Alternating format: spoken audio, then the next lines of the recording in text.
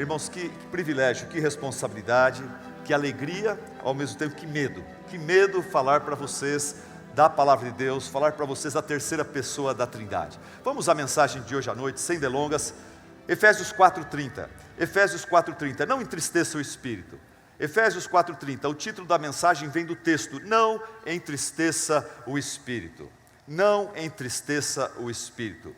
Em Efésios 4:30 a palavra de Deus diz: não entristeçam o Espírito Santo de Deus, com o qual vocês foram selados para o dia da redenção. Não entristeçam o Espírito Santo de Deus, com o qual vocês foram selados para o dia da redenção. Você poderia repetir comigo? Eu falo, você repete. Vamos lá. Não entristeçam o Espírito Santo de Deus, com o qual vocês foram selados para o dia da redenção. Alguns pastores, algumas igrejas são acusados de falar muito sobre Deus Pai, muito sobre Deus Filho e nada sobre Deus Espírito Santo. Paulo não cometeu esse erro. Paulo não pode ser acusado deste pecado. Em suas cartas, o termo Espírito Santo ocorre 30 vezes, o termo Espírito ocorre 70 vezes nas suas cartas, 100 vezes ele fala sobre o Espírito Santo de Deus, sobre o Espírito de Deus, e só nesta pequena carta aos Efésios ele fala 12 vezes sobre o Espírito Santo de Deus. Alguns pastores, algumas igrejas são acusadas de tratar o Espírito Santo como mera força, mera fonte de poder. George Barna, esse homem que faz muitas pesquisas dos Estados Unidos, ou essa empresa, esse grupo agora, eles dizem que 61% dos americanos consideram o Espírito Santo como mera força, expressão do poder de Deus. E eu creio que aqui no Brasil não é diferente. No Brasil eu percebo que eu mesmo muitas vezes fui tentado, e eu vejo colegas que são tentados a tratar o Espírito Santo como um mero recurso espiritual, para promover o seu ministério, o seu nome, a sua igreja. Caímos no pecado de chegar perto do pecado de Simão o Mago, lá em Atos capítulo 8, que chegou e ofereceu para os apóstolos dinheiro para ter o poder do Espírito Santo. E ele diz em Atos 8:19, dê-me também deste poder. Eu com esse poder eu vou fazer minha igreja bombar, eu vou me tornar um pastor poderoso, um pastor que vai ter preeminência, um pastor que vai ser reconhecido na região, e eu vou ter uma igreja forte, um ministério forte. Cuidado, esse é um perigo que muitos pastores incorrem, mas Paulo não pode ser acusado deste erro. Estudando suas cartas, estudando Efésios, nós vemos que ele nunca negou que junto à pessoa do Espírito Santo há muita força e poder. Força e poder estão associados à pessoa do Espírito Santo, mas Paulo nunca tratou o Espírito Santo como mera força, como mero poder, mas tratou o Espírito Santo como uma pessoa muito especial, uma pessoa muito querida, uma pessoa divina, como a terceira pessoa da Trindade. Paulo fala que o Espírito Santo é uma pessoa, ele não é um mero poder. Não é um objeto ministerial que você compra, adquire e vai atrás para você ter, para você então ter um ministério mais robusto, que cresce mais rápido. Não, Paulo, ele sabia que o Espírito Santo é uma pessoa divina, é uma pessoa divina que fala, que ouve, que ensina, que examina, que testemunha, que intercede, que ama, que exerce vontade soberana, que é eterno, que é onisciente, que é onipresente e que pode ser entristecido. Paulo sabia que o Espírito Santo não é um mero monte de poder, não é um mero dinamite. O Espírito Santo é uma pessoa poderosa, é uma pessoa muito especial, uma pessoa divina e muito poderosa. Ele é Deus. Em Romanos, no capítulo 15, versículo 13, ele fala que o Deus da esperança os encha de toda alegria e paz, e vocês transbordem de esperança pelo poder do Espírito Santo. Ok, então Paulo sabia que o Espírito Santo é uma pessoa divina muito poderosa. Paulo sabia que o ministério do Espírito Santo é fundamental para a nossa salvação. Eu vou falar rapidamente porque pastores já sabem dessas coisas, líderes já sabem dessas coisas, mas eu quero deixar nesta palestra inicial isto bem alicerçado. Paulo sabia que é somente através do ministério do Espírito Santo que nós temos a nossa salvação. Tiago já se referiu isso nas palavras iniciais aqui. Através do seu Filho, Jesus Cristo, Deus realiza a obra da nossa redenção. Somente na pessoa de Cristo nós encontramos salvação. Mas é através do Espírito Santo que Deus realiza em nós a obra da regeneração. Somente o Espírito Santo é capaz de aplicar a obra perfeita da regeneração, realizada por Cristo em nossas vidas. Por isso o próprio Cristo disse: ninguém pode entrar no reino de Deus se não nascer da água e do Espírito. O que nasce da carne é carne, o que nasce do Espírito é Espírito.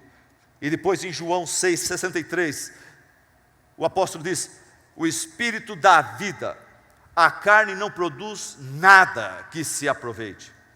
Sem o Espírito não acontece também o processo de santificação. Sem o Espírito não acontece o processo de regeneração.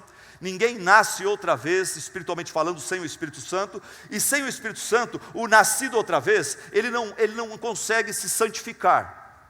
É isso que diz, segundo a Tessalonicenses, versículo 13, capítulo 2. Mas nós devemos sempre dar graças a Deus por vocês, irmãos amados pelo Senhor, porque desde o princípio Deus os escolheu para serem salvos, mediante a obra santificadora do Espírito e a fé na verdade. Logo, santificação, amado, é mais do que automotivação. Santificação é mais do que autodisciplina. Para se santificar, você precisa da ajuda do Espírito Santo, do ministério dele na sua vida. Você trabalha assim, você faz algumas coisas, você é responsável por várias coisas, mas sem o Espírito Santo você não consegue cumprir o que você deve, o que você precisa diante de Deus. Ok.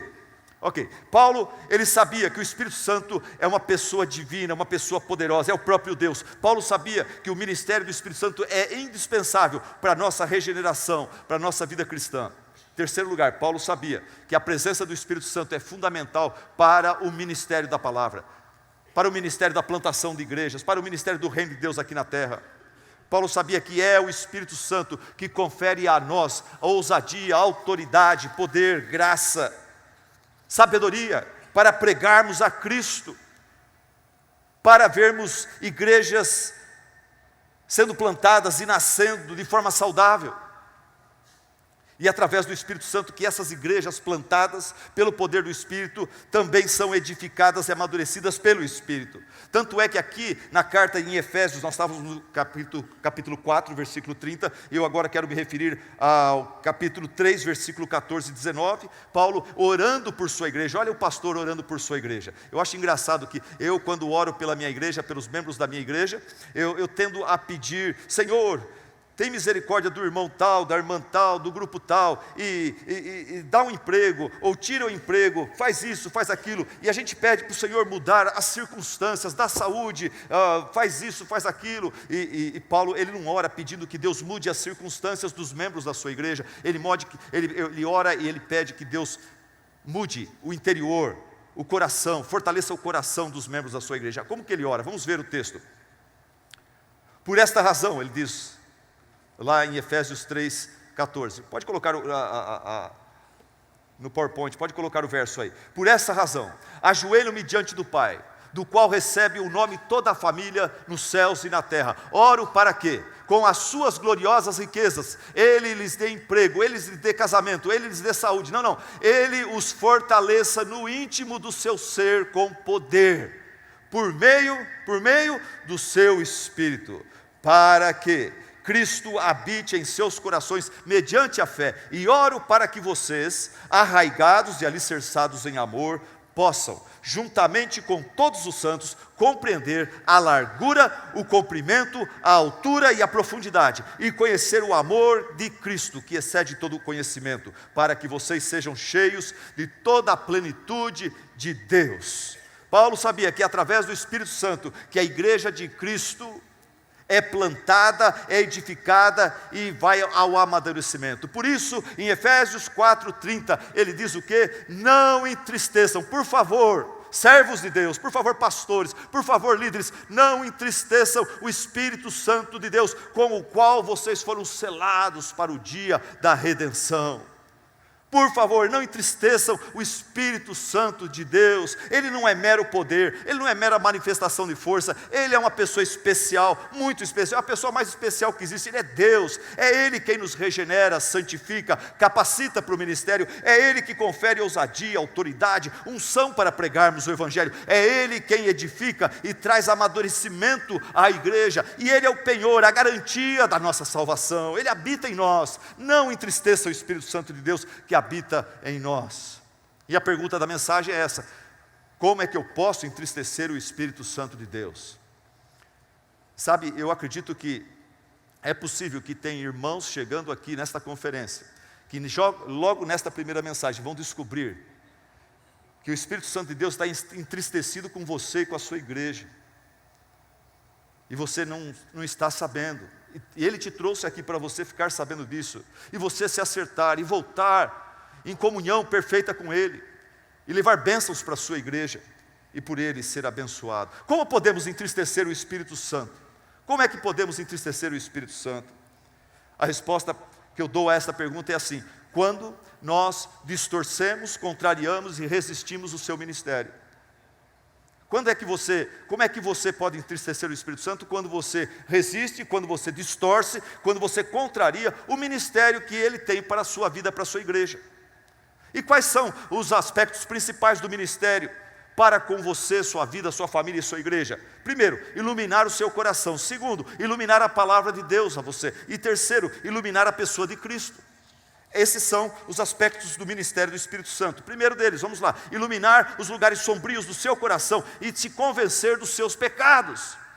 João 16, 7 a 11, lá no versículo 16, 8 fala: quando Ele vier, Ele convencerá o mundo do pecado, da justiça e do juízo. O Espírito Santo é essa luz do céu que revela o nosso pecado, nos mostra o caminho de como nos livrar do pecado, como através de Cristo, do seu sangue, da sua graça, resolvermos o problema terrível do pecado em nossa vida, na vida da nossa igreja. Esse é o papel dele. Segundo, o papel do Espírito Santo. Segundo, o papel do seu ministério: iluminar a palavra de Deus, ensinando-nos as verdades preciosas que Deus tem para nós. Lá em 1 Coríntios 2,12 diz assim: nós, porém, não recebemos o Espírito do mundo, mas o Espírito, com E maiúsculo, o Espírito procedente de Deus. Para quê?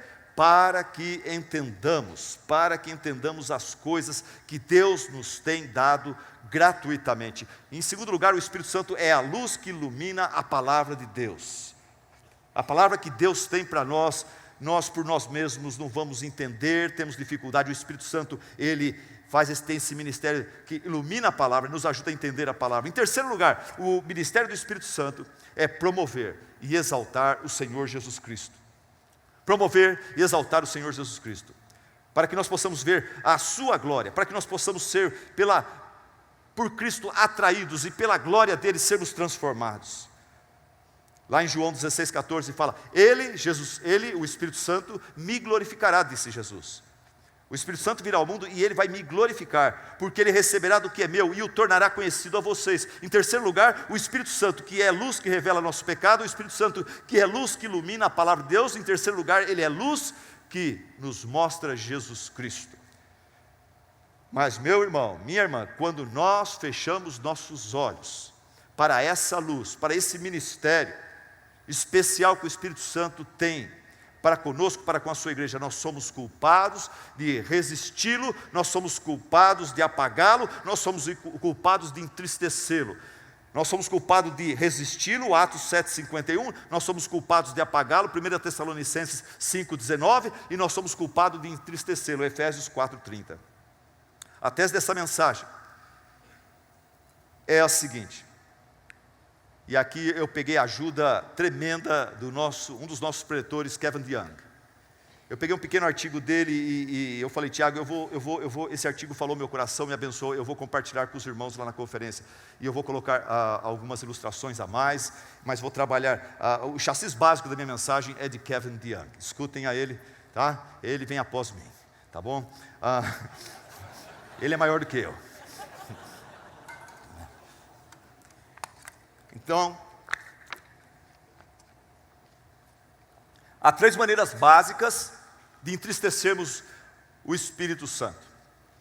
Lá em Efésios 4,30 tem várias maneiras, se você pegar o contexto ali, gente que fala palavrão quando fica nervoso, gente que não sabe controlar sua ira, lá não sabe perdoar, gente que não gosta de trabalhar, gente que furta, são tudo coisas que entristecem o Espírito Santo. Gente que não resolve as intrigas, que não sabe perdoar, gente que altera a voz quando é ultrajado, quando é contrariado, e começa com gritaria, com conversa que a pessoa na sala do lado vai escutar porque você está tão alterado. A Bíblia fala ali, tudo em Efésios 4, no final do versículo, fala que essas são coisas que entristecem o Espírito Santo de Deus, mas eu não vou tratar disso, porque eu sei que vocês pastores não têm esse tipo de problema e comportamento. Então eu falei, não vou chover no molhado, são todos anjos do Senhor, né? Todos sabem se comportar de uma forma tão mansa, tão tranquila. Não vou falar nisso, eu vou para a tese de Kevin DeYoung. Então é uma mensagem temática aqui.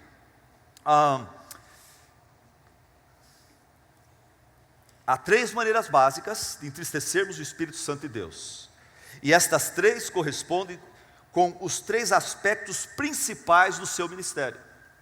Fácil de entender, não é? Nós vamos falar sobre 3 formas como eu e você podemos entristecer o Espírito Santo de Deus. E essas 3 formas têm a ver com o seu ministério, os 3 aspectos básicos que eu acabei de elaborar para vocês e apresentar para vocês do ministério básico do Espírito Santo para conosco. Primeira forma, vamos lá, anota aí. Quando nós pecamos contra o Espírito Santo, quando o usamos para desculpar os nossos pecados, quando nós o usamos como desculpa para o nosso pecar. O seu ministério é nos convencer de nossos pecados, nos afastar do pecado. Imagina como então o Espírito Santo deve ficar triste, entristecido, quando eu ou você, quando cristãos tentam usá-lo para justificar seus comportamentos impiedosos.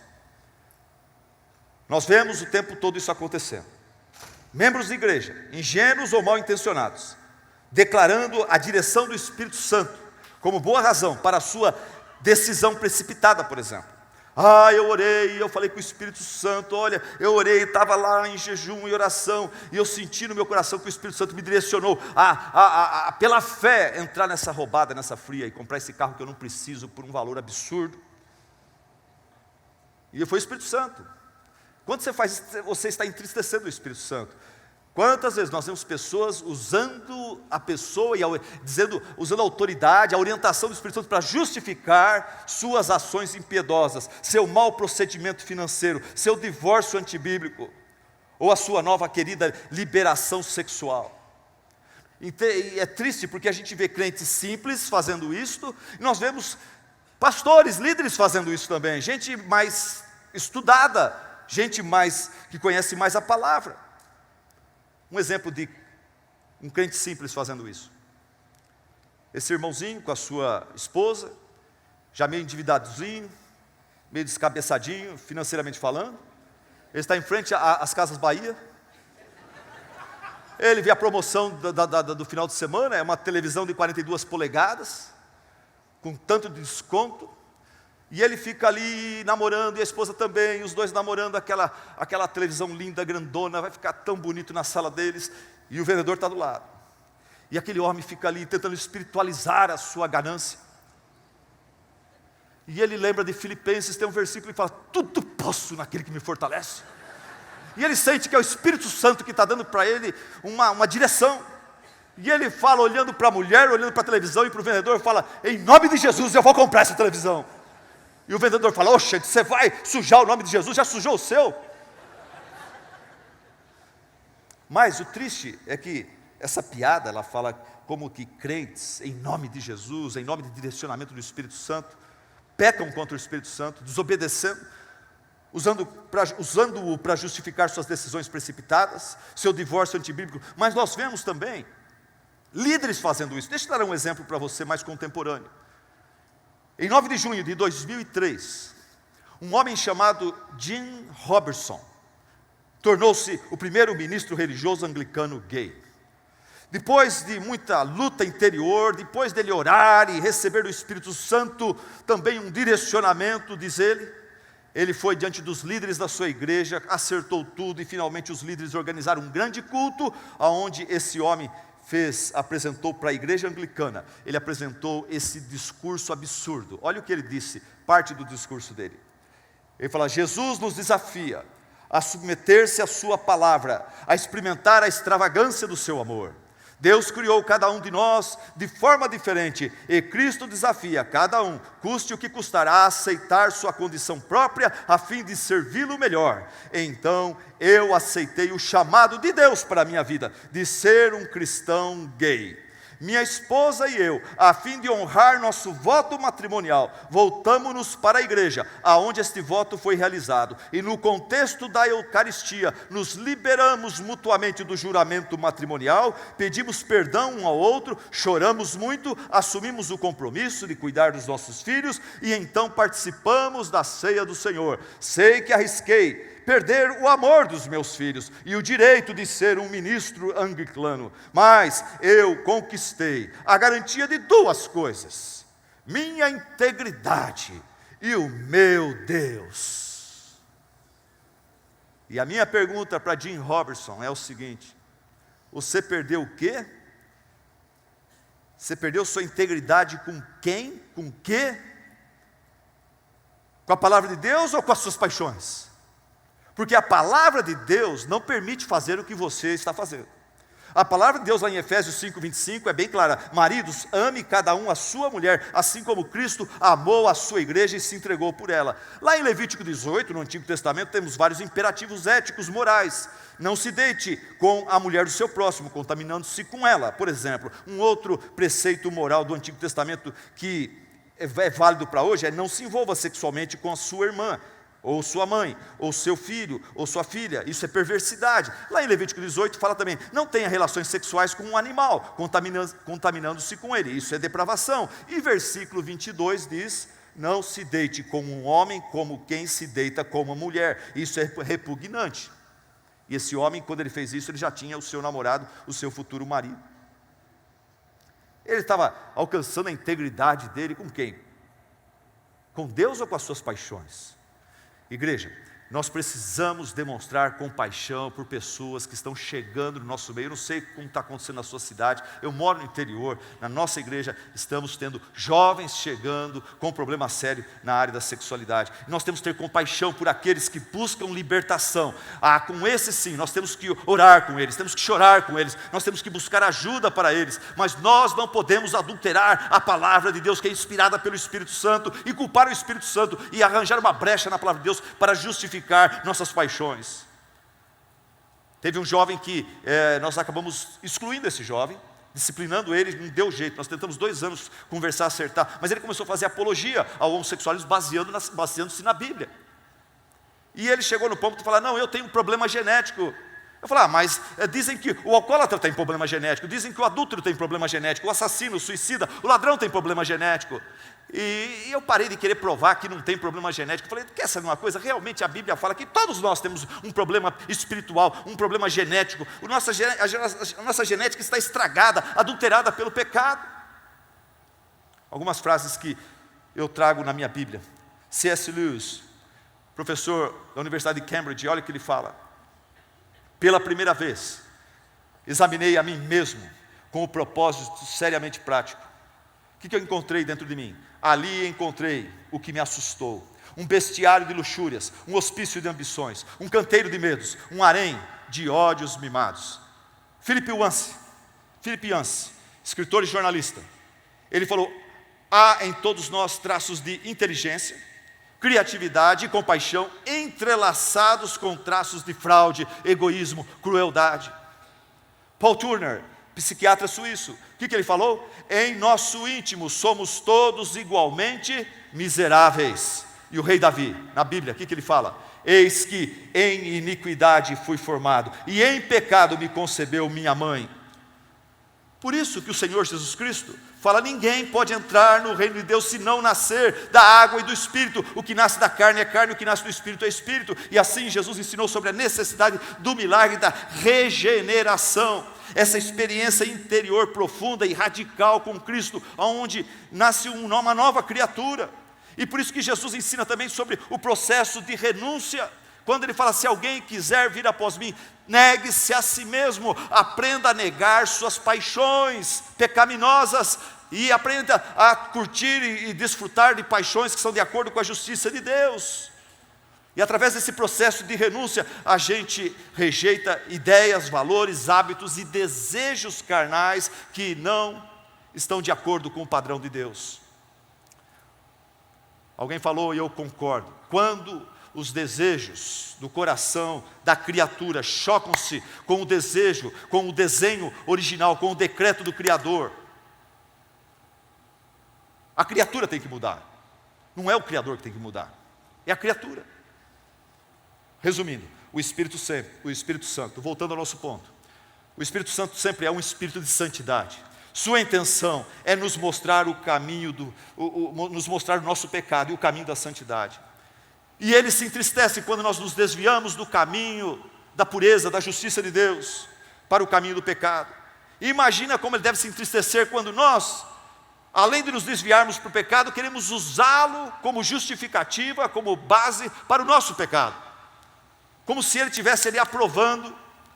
E irmãos, no Brasil de hoje, infelizmente, não sei se você percebe isso, mas eu percebo entre os evangélicos, o povo evangélico, a massa, se alguém fala com seriedade e firmeza que ele estava orando e jejuando, e o Espírito Santo falou para ele, deu um direcionamento para ele, poucas pessoas ousam discordar disso, por mais absurdo que aquele direcionamento recebido nos pareça.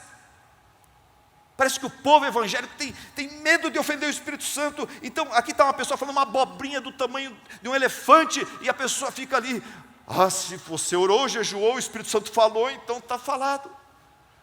Não tem crédito, não tem dinheiro, não precisa, mas compra a televisão de 42 polegadas. É o Espírito Santo que está falando. Está na hora de nós deixarmos a nossa ingenuidade e passarmos com amor, a sermos mais firmes e confrontarmos os irmãos. Será que é o Espírito Santo mesmo que falou isso?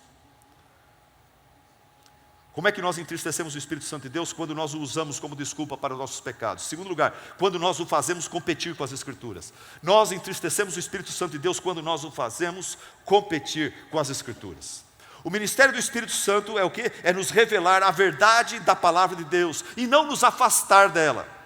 O Espírito Santo, ele ama a palavra de Deus, que ele inspirou, que ele dirigiu. E tudo que nos afasta dela entristece a ele. Não há lugar na vida cristã para a gente supor ou sugerir que uma atenção cuidadosa aos estudos das Escrituras seja de alguma forma contrária a uma sincera devoção para com o Espírito Santo. Mas essa ideia está em muitas igrejas, na cabeça de muitos crentes.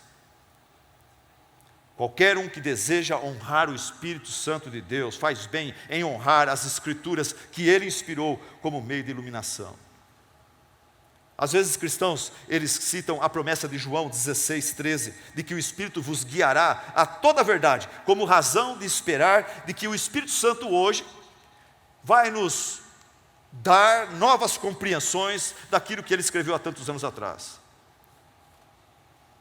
Só que essa promessa que leva as pessoas a pensar desse jeito, essa promessa foi dada para os apóstolos.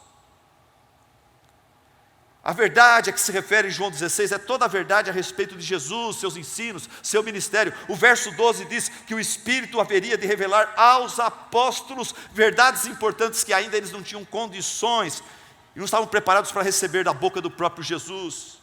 Por exemplo, o significado completo da sua morte, ressurreição e exaltação.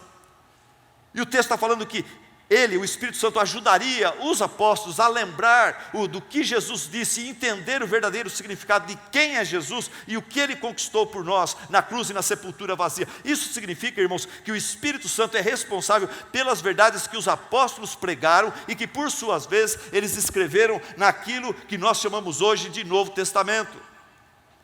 Então, o que acontece? Se isso é verdade, nós confiamos na Bíblia e nós não precisamos ir além dela. Porque os apóstolos escreveram a Bíblia por meio da revelação do Espírito Santo. Você quer ouvir a voz do Espírito Santo? Vá à palavra de Deus. A Bíblia é o livro do Espírito Santo. Por isso nunca diga assim, olha, essa pessoa está enchendo a cabeça de muita teologia, de muito conhecimento, porque está insistindo em precisão exegética, em rigor teológico, em atenção cuidadosa à palavra de Deus. Por favor, não veja isso como algo oposto à real obra do Espírito Santo. Isso é obra do Espírito Santo. Quando um jovem, quando um pastor se dedica a pregar a palavra de Deus com fidelidade, isso é bênção para a igreja. Mesmo que não dê para ele tomar cafezinho com a Dona Maria, com o seu João, mesmo que não dê para ele fazer tantas visitas como a igreja gostaria, mas se ele traz para o púlpito o alimento sólido da palavra de Deus, ele não fica lá falando o que ele acha, o que ele sente, mas ele prega o que Deus está dizendo no texto. A igreja é alimentada, a igreja amadurece, a igreja ela explode, ela cresce no poder do Espírito Santo, através da verdade que Ele abençoa, que Ele inspirou, e Ele usa para trazer crescimento para a sua igreja. Quando eu era mais imaturo,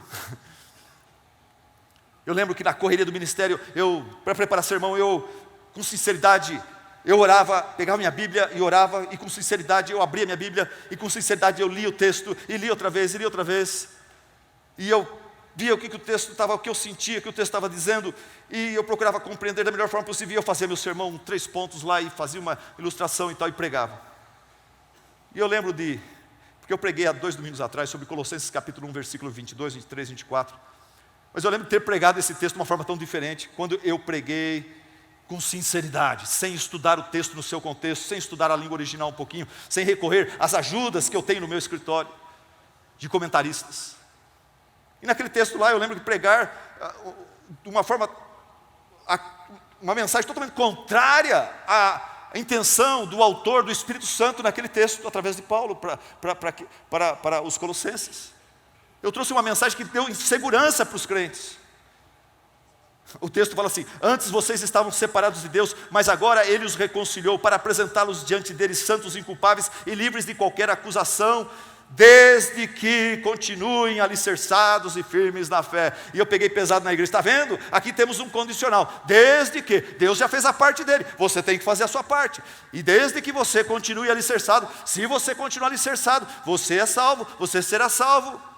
A justificação de Deus será aplicada na sua vida. Gente, e eu deixava todo mundo inseguro. Em outras palavras, eu pregava que você podia perder a salvação. Mas daí estudando, recentemente passei pelo mesmo texto, e eu falei, puxa, me perdoa, Deus, por aquilo que eu preguei de errado. Por relaxo espiritual, ministerial. No grego, nesse texto, tem esse condicional aqui, é uma condição que traz uma suposição positiva, não é uma condição para a glorificação, para a salvação, mas é uma experiência passada e contínua que prova a realidade da obra de Deus em nossa vida. Tanto é que o versículo 22, ele fala que Deus já nos reconciliou para nos apresentar. A intenção de Deus é nos reconciliar e nos apresentar. E não sou eu que vou frustrar o plano de Deus, não. Ele que, porque Ele tem esse projeto na minha vida, Ele vai, quando eu estiver fraco, Ele vai me carregar no colo se necessário, e Ele vai fazer com que eu persevere até o fim, para que o plano dele na minha vida se consolide. Em outras palavras, o texto deve ser lido assim: desde que vocês continuem e vocês continuarão alicerçados e firmes na fé. Em outras palavras, o amor e o cuidado de Deus, eu preguei recentemente na minha igreja sobre isso. O amor e cuidado de Deus para com seus pequenos, para com seus filhos, para com eu e você, não é igual o amor da mãe macaco, mas é como o amor da mãe gato.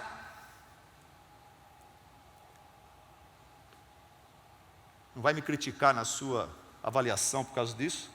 Eu tirei isso de um puritano do passado, tá bom? Essa ideia não foi minha, macaco e gato. Deixa eu explicar para você. Tem gente que não... Bom, vamos lá. Macaco e gato. O amor de Deus pelos seus filhos, o amor de Deus por mim e por você, se assemelha ao amor e cuidado da mãe gato e não da mãe macaco. A mãe macaco, a macaca, quando há perigo, há problema na árvore e ela está com o seu filhotinho lá, o que ela faz? Ela pega o filhotinho e coloca nas costas. E ela pula e sai fora e tira o filhote do perigo. Mas cabe ao filhote se agarrar no seu pelo. Se num daqueles pulos o filhote descuidar e perder a força ali, ele cai lá embaixo na árvore e se espatifa lá no chão. Ela fez a sua parte, ele não fez a dela. Ele não fez a dele. O amor de Deus para com seus filhos na Bíblia não é desse jeito. O amor de Deus para com seus filhos pode ser ilustrado com o amor da mãe gato para com seus filhotes. A mãe gato está lá no seu ninho com os seus gatinhos, se ela vê algum perigo se aproximando do ninho, o que ela faz para libertar os seus filhos do perigo? Ela não coloca o bichinho nas costas e sai correndo e fala: segura aí, eu faço a minha parte, você faz a sua. Se você perseverar até o fim, você será salvo. Não, o que ela faz? Ela vai e agarra o bichinho pelo cangote aqui, num lugar que já Deus fez de um jeito, já que não dói. E ela agarra e o bichinho fala o quê? Ele é tirado do perigo, né? Ele, coitado, ele talvez até ia pisar na bola, mas ela não deixa. Ela garante que vai levá-lo em segurança até o fim. Por isso que o nosso irmão Judas, quando ele termina a sua carta, ele fala o quê? Ora, aquele que é poderoso para impedi-los de cair e para apresentá-los diante da sua glória, sem mácula e com grande alegria, a ele seja glória, majestade, poder, autoridade, mediante Jesus Cristo, nosso Senhor, agora e para todo sempre. Amém. Mas olha o que um pastor faz com um texto bíblico, olha como que ele estraga a palavra do Espírito Santo. Quando ele pega e fica fazendo visita, tomando cafezinho, e pintando igreja, e cortando grama, e consertando o caixa d'água da igreja, e depois pega o texto e lê de qualquer jeito. Ah, porque isso aí é encher a cabeça com teologia, isso é para os teólogos, eu não posso me dar esse trabalho. Nós irritamos o Espírito Santo, nós entristecemos o Espírito Santo, quando o usamos como desculpa para pecar, quando o fazemos competir com as Escrituras. Em terceiro lugar, e último lugar, nós entristecemos o Espírito Santo quando sugerimos que ele tem ciúmes do nosso foco em Jesus Cristo.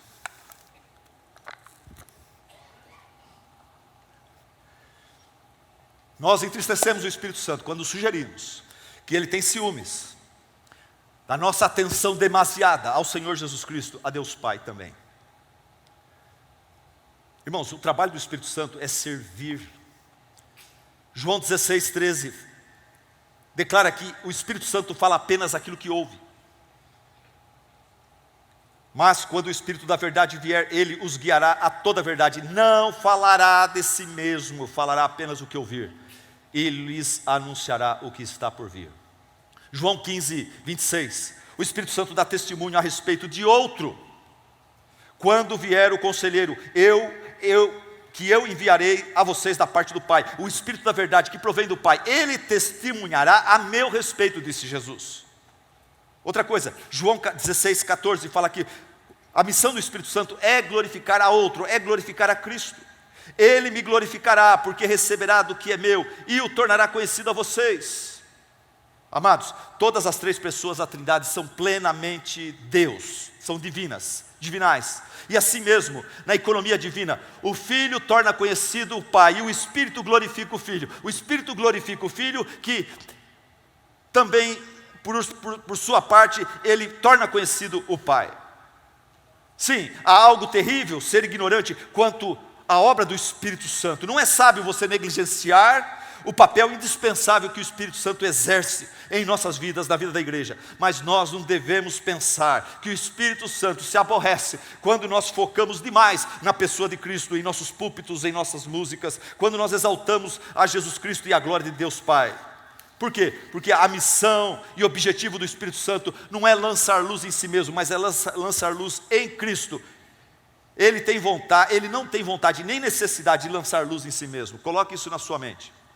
Portanto, exaltar a Cristo, focar em Cristo, falar, cantar com frequência sobre Cristo, não são evidências de rejeição ao Espírito Santo e sua pessoa, mas é evidência da mão do Espírito Santo entre nós. Se o símbolo da igreja é a cruz e não a pomba, isso é porque o Espírito Santo deseja que assim seja. Eu gosto muito dessa frase de J.I. Packer. Coloca para nós aí, a frase de J.I. Packer, diz o seguinte, olha que frase linda. A mensagem do Espírito para nós nunca é: olhem para mim, me ouçam, venham a mim, me conheçam. Mas sempre a mensagem do Espírito para nós é: olhem para Jesus, olhem para Ele, vejam a sua glória, ouçam a Ele, escutem a sua palavra, ide a Jesus e tenham vida, conheçam-no e provem do seu dom e da sua paz. Alguém falou: o Espírito Santo é como um super cupido que quer nos apresentar, igreja de Cristo, nos apresentar a Cristo e revelar, abrir nossos olhos e nos mostrar, nos ajudar a ver a beleza de Cristo, o amor, a graça, a riqueza, a supremacia desse noivo maravilhoso que nós temos que desejar, amar.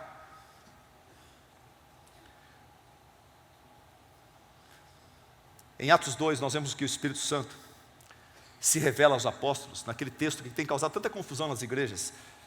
O dia que você puder, chame o pastor Nicodemos, ele pregou na minha igreja sobre Atos 2, avivamento espiritual. Que bênção, irmãos, que bênção. Eu entendi Atos 2, muitos nossos foram desfeitos.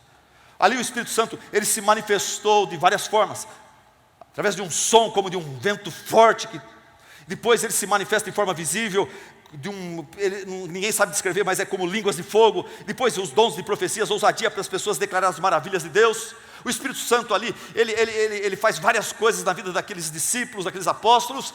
E qual o resultado final?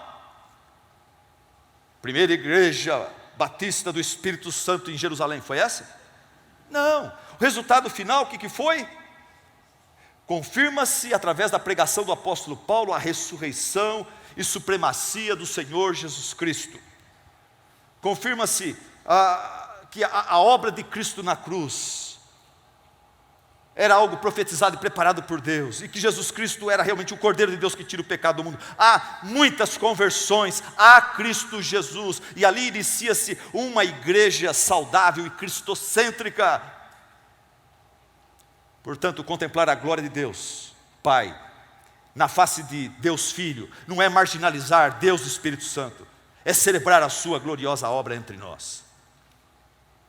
Lógico, nunca se esquecendo do seu ministério, da nossa dependência dele em todas as coisas, pois o pastor que esquece da obra do Espírito Santo, o que acontece? Ele tende a cair no caminho do pragmatismo. O pastor que para de depender do Espírito Santo e de orar e de reconhecer a obra do Espírito Santo, ele fica desprovido de poder. Então o que ele começa? Ele começa a correr atrás de truques, ele começa a correr atrás de programas, alguma coisa que lota a igreja, alguma coisa que traz gente e que dê sucesso ao seu ministério. Mas quando a gente depende do Espírito Santo e reconhece que é Ele que faz a obra, a gente vai de joelhos e a gente faz a nossa parte, mas espera no Senhor com paciência até Ele fazer a parte dele.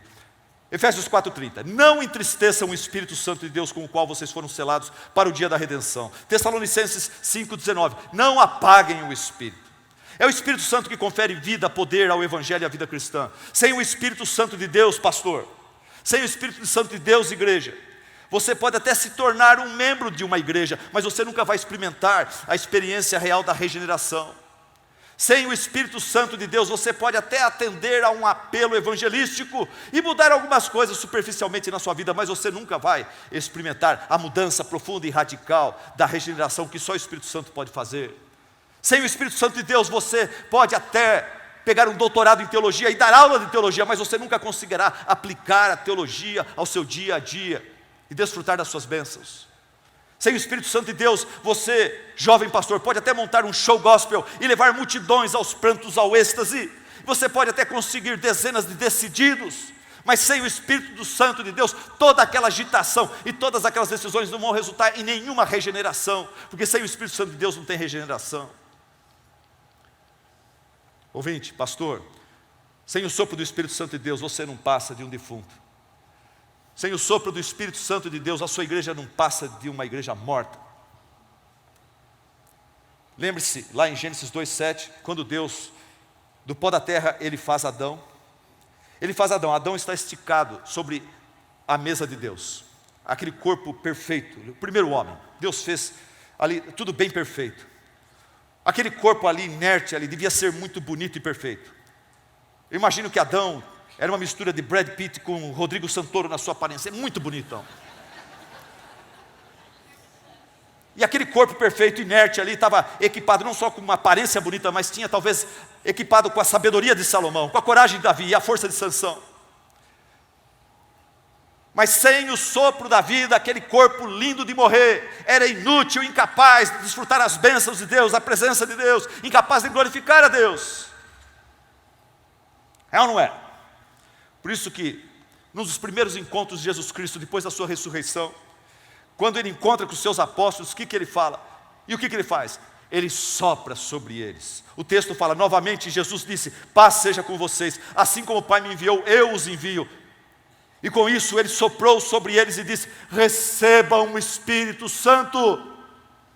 E o medo deu lugar à ousadia, e a tristeza deu lugar à alegria, e o pessimismo deu lugar à fé, e a fraqueza deu lugar ao poder, e a vida sempre com propósitos pequenos na cabecinha daqueles apóstolos deu lugar a uma vida com grandes propósitos. Viver agora para a glória de Deus, morrer se necessário por causa do nome de Cristo, fazer discípulos. E o que aconteceu? Uma grande igreja se iniciou e foi crescendo em número e quantidade. Pastor, eu tenho que encerrar, meu tempo está terminando. 2 palavras: se por acaso esta conferência e essa mensagem aqui encontra você na plenitude do Espírito Santo, louvado seja Deus. Se essa conferência, se essa mensagem encontra você de bem com o Espírito Santo, Ele está feliz com você, você não tem entristecido a Ele, e a prova de que você está bem com Ele é que você está na plenitude do amor do Espírito Santo, da sua alegria, da sua paz, da sua paciência, amabilidade, bondade, fidelidade, mansidão, domínio próprio. Ministerialmente falando, você é um pastor que tem vários problemas talvez na sua vida pessoal, mas espiritual está tudo bem. Quando você vai para o púlpito, você está conseguindo pregar com alegria, com entusiasmo e com poder, com a unção do Espírito Santo. Pessoas estão se convertendo na sua igreja. Se esse é o seu caso, graças a Deus, louvado seja o Senhor. Ore e vigie para não cair, para manter esse relacionamento precioso seu com o Espírito Santo de Deus. Mas, caso negativo, caso você, através desse sermão, através dessa mensagem, você está percebendo que você tem entristecido e apagado o Espírito Santo de Deus no seu coração, no seu casamento, na sua igreja, no seu ministério, caso você encontre-se num estado de frieza espiritual, você está aqui só com conhecimento teológico, mas não tem nada, seu coração está vazio, está frio, está árido. Caso esse seja o seu caso, me deixe ministrar o seu coração agora, em nome de Jesus, pelo poder do Espírito Santo, algumas palavras finais para você. Primeiro, pastor querido, pastor amado, eu entendo que o Espírito Santo não faz nada por acaso, e não é à toa que Ele te trouxe aqui. Ele te trouxe aqui talvez para ouvir exatamente estas palavras: pastor, reconheça que a sua situação com o Espírito Santo é trágica, indesejável, inadmissível, você não pode continuar mais assim. Reconheça que essa sua situação com o Espírito Santo não está legal, precisa mudar. Pare de orar por outras coisas. Pare de orar por outras coisas, coisas materiais relacionadas ao seu ministério, à sua vida pessoal. Ore por esse problema sério entre você e o Espírito Santo. Outra coisa, volte-se para os meios da graça. Você conhece quais são os meios da graça, volte-se para eles. Ache tempo para estar a sós com Deus, já nessa conferência. Hoje eu abri mão da janta hoje, porque eu queria estar na presença do Espírito Santo de Deus, para poder pregar a vocês. Quem sabe você precisa amanhã, abre mão desse café da manhã. Você não precisa de tanta comida, você está meio gordinho, para falar a verdade. Você está precisando de alimento espiritual. Você está precisando talvez de alguns jejuns e tempo na presença de Deus. Ache tempo para estar a sós na presença de Deus. Avalie a sua caminhada. Peça a Deus, me ajude a avaliar minha caminhada. Veja onde que você se desviou. Será que foi uma ação que você tomou? Será que é uma atitude? Será que é um pensamento errado, distorcido, que entrou na sua cabeça? Alguns anos atrás eu pequei contra o Espírito Santo quando eu coloquei na minha cabeça que eu ia ter uma mega igreja. Eu caí naquele movimento do crescimento da igreja. Eu queria fazer uma igreja crescer a todo custo, e aquilo entristeceu o Espírito Santo. Uma ideia, um pensamento é o suficiente para entristecer o Espírito Santo. Você já parou para pensar? Quando a gente lê lá em Gênesis, por que Deus mandou o dilúvio sobre a terra? Porque a cabeça dos homens o tempo todo está pensando, não está fazendo coisa errada, está pensando coisas que não agradavam a Deus. Pensamentos errados irritam a Deus, atraem sua disciplina. Irmão, arrependa-se. Irmã, arrependa-se. Renuncie este ou aquele pecado, abra mão disso.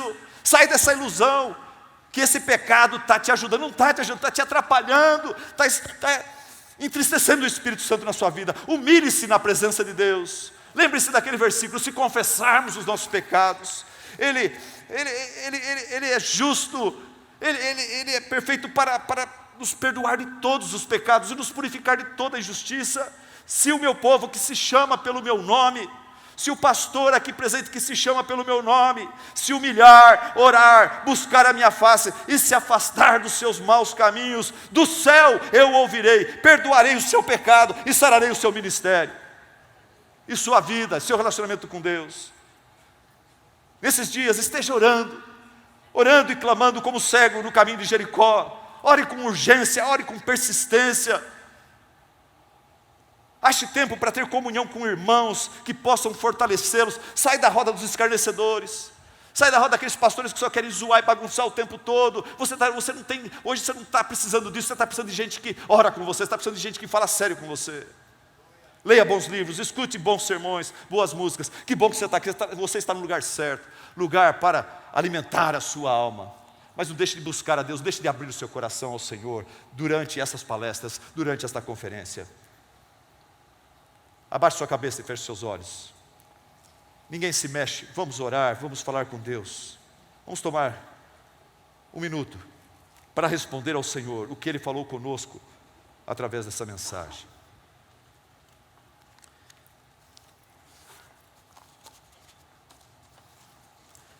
Querido Deus e Pai, tem misericórdia de mim, Senhor. Tem misericórdia dos meus irmãos, especialmente nós, Pai, pastores, líderes, que temos a responsabilidade, Senhor, de ser exemplo para tantas pessoas. Oh Deus, ajuda-nos, Pai, a entender que a coisa mais importante é o nosso relacionamento contigo. Nós não podemos entristecer o Teu Espírito, Senhor. Pelo contrário, nós precisamos estar na plenitude do Teu Espírito, no centro da Tua vontade, Senhor, sempre submissos a Ti, Senhor. Ajuda-nos, Pai.